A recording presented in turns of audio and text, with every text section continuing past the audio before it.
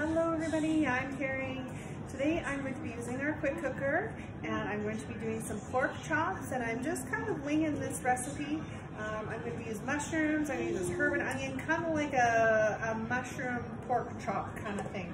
These pork chops are massive. We found doing them on the barbecue, they were pretty tough, so I thought maybe what I'd do is throw them in the Quickcooker and tenderize them up kind of thing on about 45-50 minutes or so. Kind of like what I do with my ribs. So what I'm going to do is I'm going to sear them. I'm going to take them out, and then I'm going to add what I need. So I'm just going to put some salt on these. I'll sear them one at a time, just because they are so massive, these pork chops. So I've already heated up my Quickcooker on sear function. It's basically like a hot plate. So I'm basically just going to brown each side.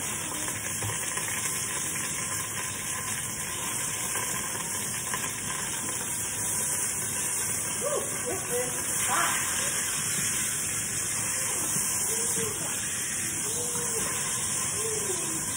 There we go. I'm going to toss in some mushrooms and some onions. I'm going to toss in this herb and onion slow cooker seasoning with some water. That's it. So I basically just browned it real quick to create that seal. That in over top. I'm going to salt that as well.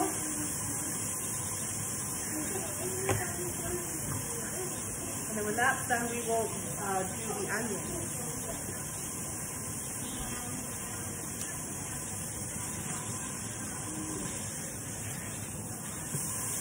Nice thing about using the Quickcooker is if you had frozen meat, such as chicken or even pork chops, you could just throw this in frozen. You just need a little extra time, and your meal is done.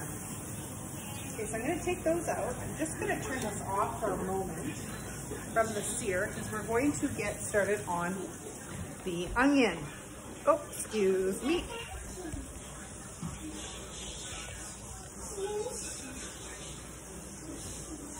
So there are several ways that you can chop an onion. You can cut it by hand.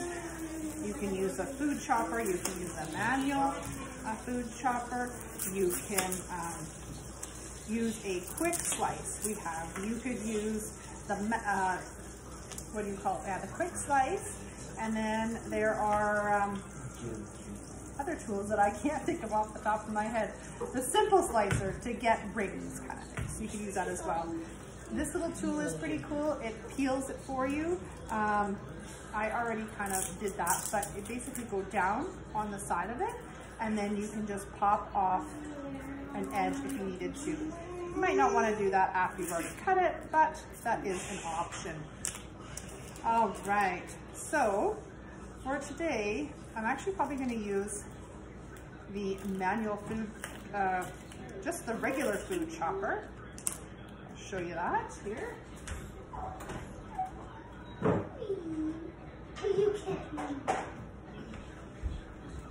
This food chopper is super handy. The top comes, this is sort of like your cover. This comes off, and this opens up, so it's super easy for dishwasher safe cleaning. And if for some reason this portion or this portion breaks, or if this was missing, you can replace these. So basically what you want to do is just put it over top, and you just go down once, and then it comes up and the blade turns. And then you just keep doing that. You can do this with nuts, you can do this with peppers, mushrooms, make yourself omelets. Depends how big you want it, is how many times you kind of slap it. So, there, and then what we're going to do is just kind of brown these off in the Quickcooker on the sear function. We're just kind of cooking it off a little bit. Watch your fingers. All right. No, not you, not this time. Nice thing about some of our tools, they don't need electricity, so you can take these anywhere with you, whether it's camping or the cabin. And these mats are flexible and super light. They can go in your trailer as well.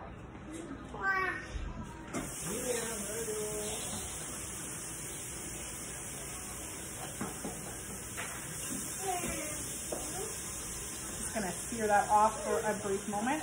I've already gone ahead and I've chopped my mushrooms. I didn't even really chop them. It's called a simple slicer. I meant to keep one for you, but I forgot.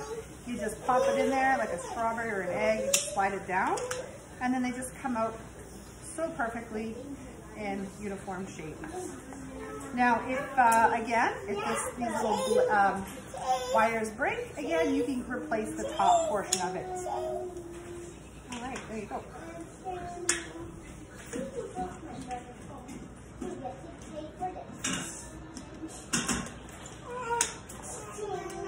All right, so just running that off, just bring it back because we'll just finish it off over here.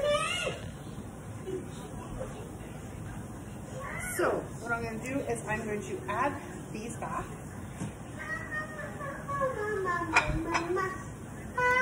It calls for 3 tablespoons of the seasoning. And our adjustable measuring spoons actually fit in here nicely.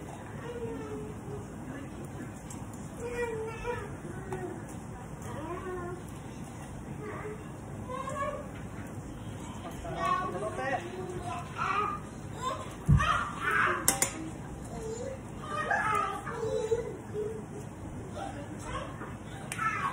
The thing I like about our adjustable measuring spoons is that they adjust. That's the key word. This goes all the way down to a teaspoon. Okay, next I need 1.5 cups of water. So throw my mushrooms in, I'll use the same cup, get 1.5 cups of water.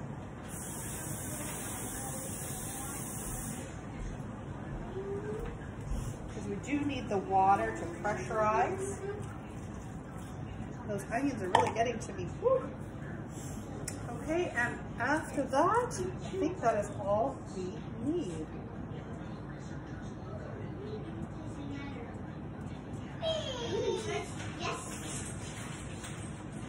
All right, so we've done the seasoning, I've done the 3 cups of vegetables, I've done 1.5 cups of water, and so this would be for slow cooker. It says now 4 to 5 hours, but we're doing the pressure cooker, so I'm going to do 45 minutes to start, and then we will check it and see where we're at and how much longer we possibly need.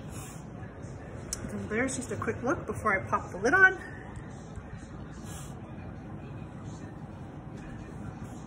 All right, so if you've never used the Quickcooker, here's our steam release. That pops up, so your finger is nowhere near closest for the danger of burning yourself. This is a little red safety button that pops up to tell you that it is pressurized. If it's popped up, you are not able to open it. So we're going to close her up. I'm going to turn it, cancel the sear function, and I'm going to turn it to pork. It says 35 minutes, so I'm going to time adjust it to 45. Oh yeah, but hit start. It should take very long to pressurize just because the heat is already in there from searing. But if it is a cold pressure, there was nothing in there prior, it would probably take a good 10, if not a few more minutes. But I expect this to probably pressurize within a few minutes. So we'll come back with the results on part 2, and we'll see if my creation had worked out. All right, talk to you all soon.